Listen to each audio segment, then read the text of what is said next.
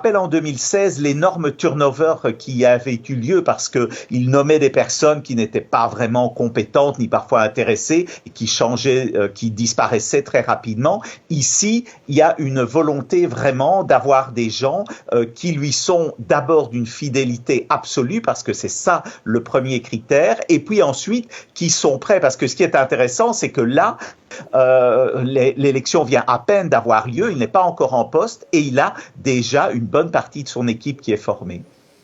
Formé, quelques petites nuances quand même sur la préparation et sur les profils. On a un présentateur de Fox News qui sera à la défense, un partenaire de golf envoyé spécial au Proche-Orient. On a vu mieux en termes de professionnalisme.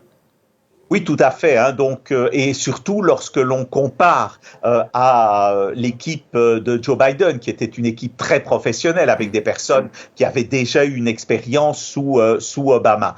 Mais ici, la particularité, comme je le disais, c'est d'abord et avant tout la fidélité.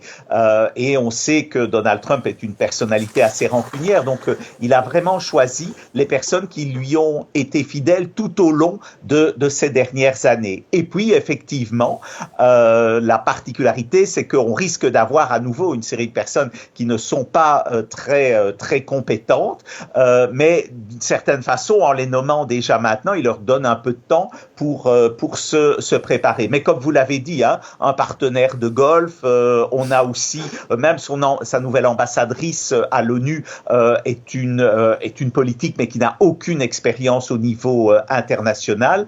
Et donc là, la particularité, c'est la fidélité et aussi sur le plan politique, c'est que l'on a des personnes qui sont des ultra-conservateurs dont certains seraient qualifiés de personnalités politiques d'extrême droite en Europe.